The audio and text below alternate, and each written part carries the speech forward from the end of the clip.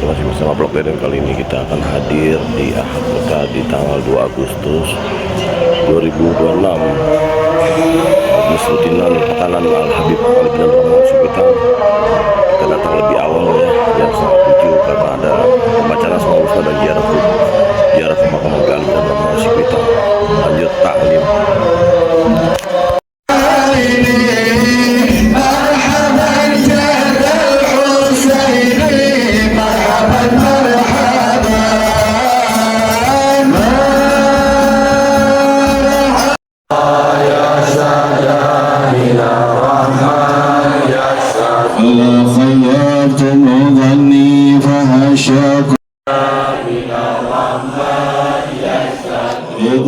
إذ أتيناكم فزنا حين زرناكم سلام الله يشهد من الرحمن يشهد إنك لمن المرسلين على صراط مستقيم تنزيل العزيز الرحيم تنذر قوما ما أنذر آباؤهم.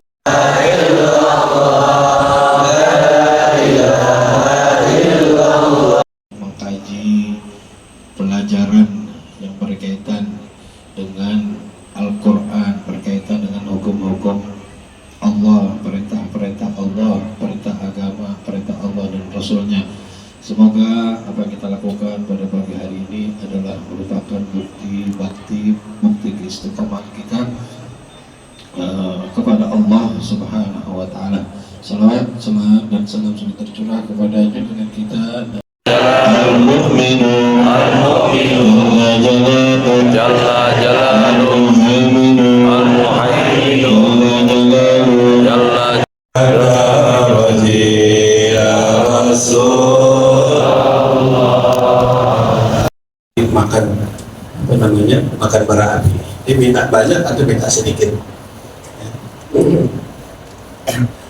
Lagi orang yang minta-minta ma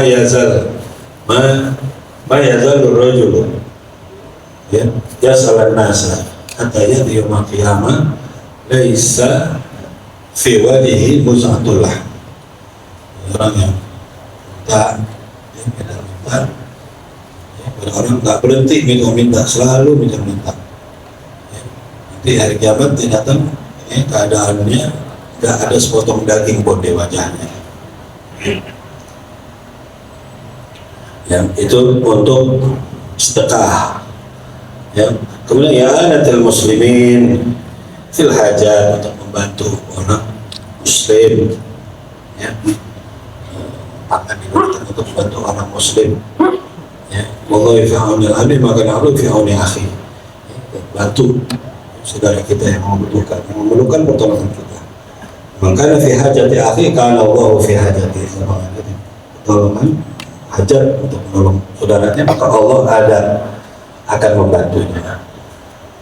Man farraja al-muslimin kurbatan farrajahu Allahu kurbatan min kurbati yaumil qiyamah. Itu Allah digunakan untuk membantu. Wa fi kitabatil ilmi, dan untuk menulis ya, menulis ilmu wal hikmah ya, menulis tentang hikmah ya, tentang apa hukum-hukum agama ya, menuliskan tentang apa hukum Allah, aturan-aturan Allah Subhanahu wa Ta'ala ya. Kita mesti ada tulisannya supaya kita ada pegangan, kita punya pegangan, karena harus dalam apa ilmu itu harus diikat ke yadul ilmah. Qultu kaifa tajiduhu qala kitabatu. Ditanya bagaimana, Nabi berkata bersabda ya, ikatlah ilmu itu ya. Maka sahabat Abdullah bin Amr bin As bertanya bagaimana cara mengikatnya. Kemudian kita betul ditulis ya, dengan tulisan ini tangannya. Masya Allah, tangan ini nikmat besar dari Allah Subhanahu wa Ta'ala. Kalau kita gunakan dengan sebenar-benarnya, banyak keuntungan yang ibadah melalui tangan. Al-Fakir nggak banyak, satu aja ini dah. Cuma lampu ini kecil nih. Ini apa hadirin? Yang kencang suaranya. Siwak. Kayak ngantuk begitu. Ini siwak ya. Ini dipegangnya sama apa? Sama tangan tuh. Bapak-bapak kalau sholat pegang siwak nggak? Pegang. Ya. Pegang apa enggak? Pegang. Pegang apa enggak? Pegang. Enggak pegang. Coba keluarin siwaknya. Di rumah.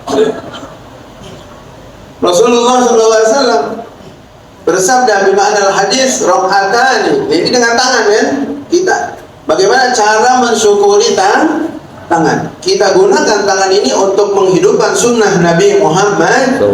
Di antara sunnah Nabi Muhammad banyak sunnah-sunnah Nabi. Di antaranya adalah siwak. Nah, ini 2 rakaat. Rakaatan bisiwak khairun min 70 rakaatan bi ghairi siwak. Atau kama qala Nabi Muhammad. 2 rakaat pakai siwak. Tadi subuh pakai siwak enggak? Alhamdulillah. Kalau enggak, kalau yang enggak pegang siwak, oh ada di situ siwak ada tuh. Sana ada tuh. Borong udah. 2 rakaat pakai siwak lebih unggul, lebih afdal, lebih besar pahalanya ketimbang 70 rakaat nggak pakai siwak. Pernah nggak sholat 70 rakaat?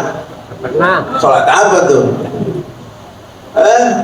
Ramadan aja 20 udah apa tuh? Udah dikurangin 8.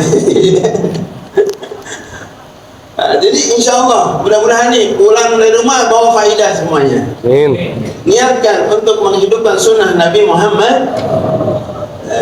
Man ahya sunnati faqad ahabbani wa man ahabbani kana ma'i bil jannah. 2 rakaat pakai siwak itu lebih afdal daripada 70 rakaat nggak pakai siwak. Nah, kalau subuh tadi pakai siwak, nanti zuhur pakai apa? Siwak. Pakai siwak. Asar pakai siwak. Maghrib, isya pakai terus berjamaah lagi sholatnya. Coba bayangkan tuh. Sholat berjamaah ini sholat berjamaah nggak kita nih? Ini masjid bagian banyak, tapi yang sholatnya sedikit nih. Sholat berjamaah usahakan, karena diterimanya sholat itu dengan khusyuk. Kalau nggak khusyuk diterima nggak? Rakaat pertama nggak khusyuk kita, rakaat kedua nggak khusyuk, ya nggak diterima sholat kita. Walaupun semuanya berjalan hukum syariat rukun sholatnya, tapi khusyuknya nggak ada. Supaya diterima sholat kita berjamaah. Karena kalau berjamaah itu dilihat sama Allah SWT, imamnya khusyuk apa enggak? Tuh. Kalau imam, jangan bilang enggak ya. Husnudon dong. Imamnya khusyuk. Imamnya khusyuk, kita makmum semua dihitung khusyuk, berarti diterima. Oh kebetulan imamnya lagi banyak utang kali, bingung juga ini. Nanti dilihat tuh, makmum yang pertama ada yang khusyuk enggak? Oh ada, udah diterima. Oh, sab pertama, sab kedua, ada di sab terakhir tuh yang khusyuk, satu di pojok tuh. Semuanya di apa? Gara-gara ada yang khusyuk satu on. Subhanallah, hidup kayak zaman sekarang pada bingung semua. Salat juga nggak khusyuk semuanya. Tetap diterima sama Allah berkah berjamaah. Insya Allah ini yang berjamaah semuanya terima Allah SWT. Amin. Kita niatkan pulang pakai apa nih? Siwak. Siwak, supaya kita masuk dalam syukur tangan kita kepada Allah Subhanahu wa taala menggunakan sunnah Nabi Muhammad. Mudah-mudahan apa yang kita dapatkan ilmu di sini menjadikan ilmu yang barakah. Mengatakan dulu pernah melakukan ini, dulu pernah memukul, dulu ini, dulu itu, kebaikan atau keburukan tergantung kita yang membuatnya.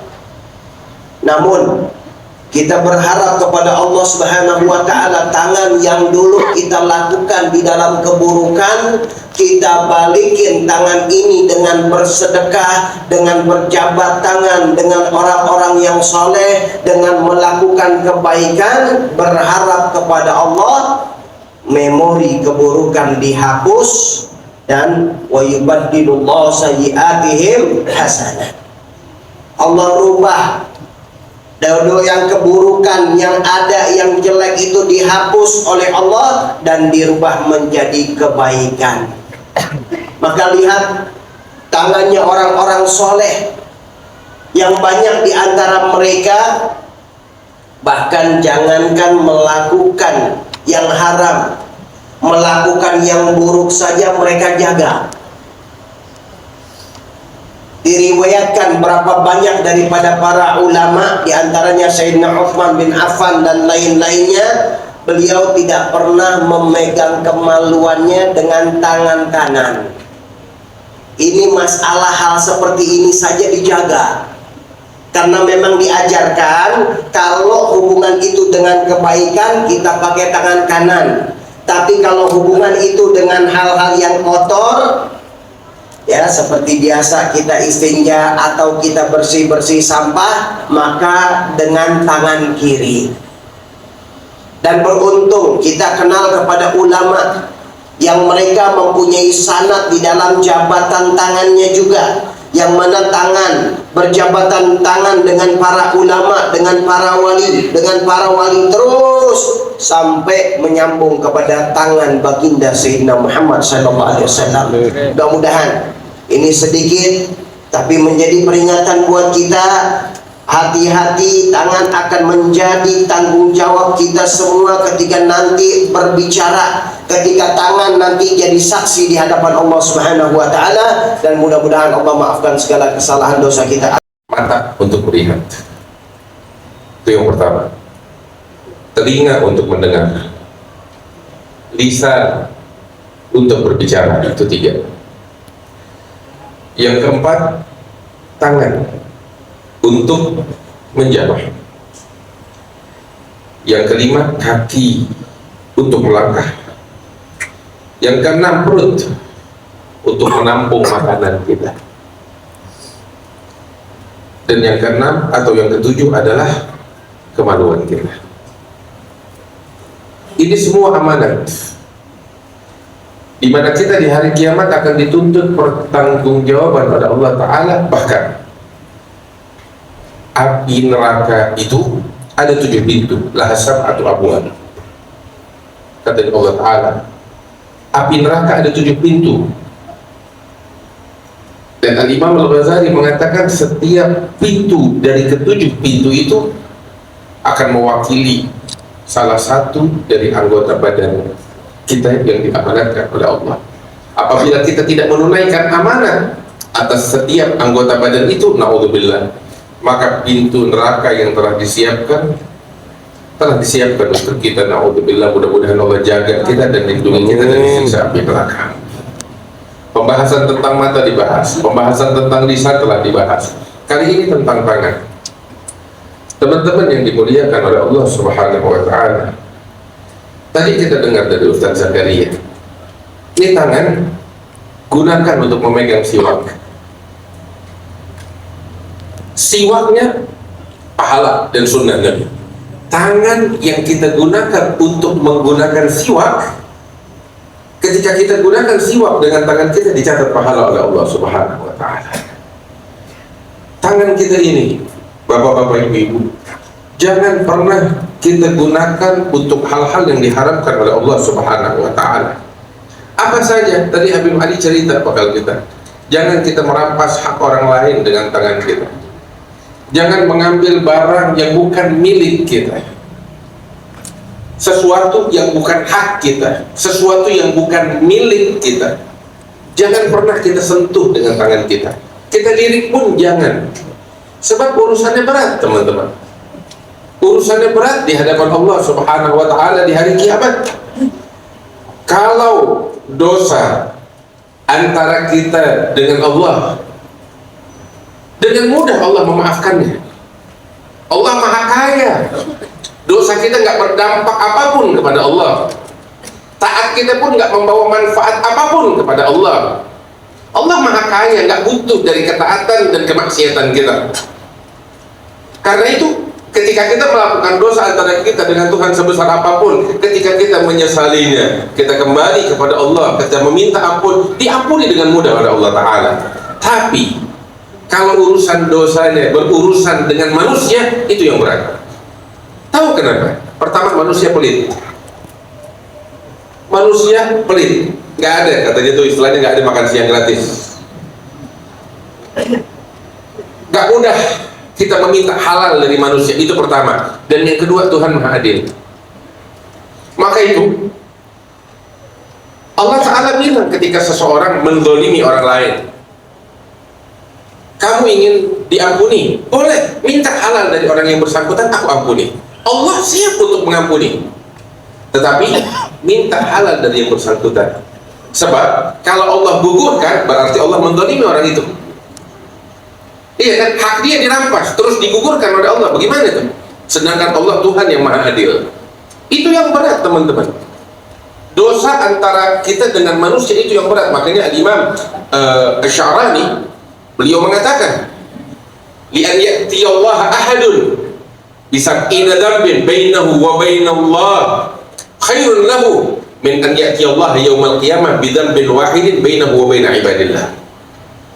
Seseorang datang menghadap kepada Allah dengan membawa 70 dosa antara dia dengan Tuhan, itu masih lebih baik di hadapan Allah daripada kamu datang menghadap kepada Allah dengan membawa 1 dosa antara kamu dengan hamba Allah yang lain. Itu yang berat. Maka itu Baginda sallallahu alaihi wasallam mengatakan di dalam hadisnya, "Atadrun manil muflis min ummati?" Tahukah kalian siapa itu orang yang bangkrut dari umatku? Sahabat bilang, ya Rasulullah, yang bangkrut di antara kami adalah man la malalah, yang kagak punya harta, yang nggak punya modal dan labanya hancur semuanya. Nggak punya harta, nggak punya pekerjaan, itu orang bangkrut di antara kami. Nabi bilang, sedari bukan itu, tetapi al-muflis dari umatku, orang yang bangkrut dari umatku, kata Nabi Muhammad SAW, alladzi ya'ti yaumil qiyamah, datang di hari kiamat membawa apa? Pahala haji, pahala umrah, pahala sholat, pahala puasa, pahala sedekah, ibadah banyak banget dia bawa tuh. Semua itu menghadap kepada Allah di hari kiamat. Tetapi waktu di dunia, waqad zalama hadza, wa syatama hadza, wa daraba hadza, wa akhadha mala hadza. Kata Nabi, tapi waktu di dunia dia menzalimi si fulan, dia caci maki si fulan, dia mengambil harta si fulan, dia memukul dengan tangannya si fulan tanpa hak, dia menzalimi banyak orang. Sehingga di hari kiamat, di hari di mana denda tuh dibayarnya bukan dengan uang, tapi dengan hasanat wa sayyi'at. Diambil pahalanya tuh untuk membayar kezaliman yang dulu dia lakukan di dunia kepada si fulan. Muhammadun Rasulullah sallallahu alaihi wasallam syarafa wa karrama wa majjala wa 'azzama kalimatu haqqin alaina ya wal hanamut wa ala hal ba'd insyaallah ta'ala min al-aminin amin. Allahumma ja'al jamalana hadha jamal marhuman faruqan Laisa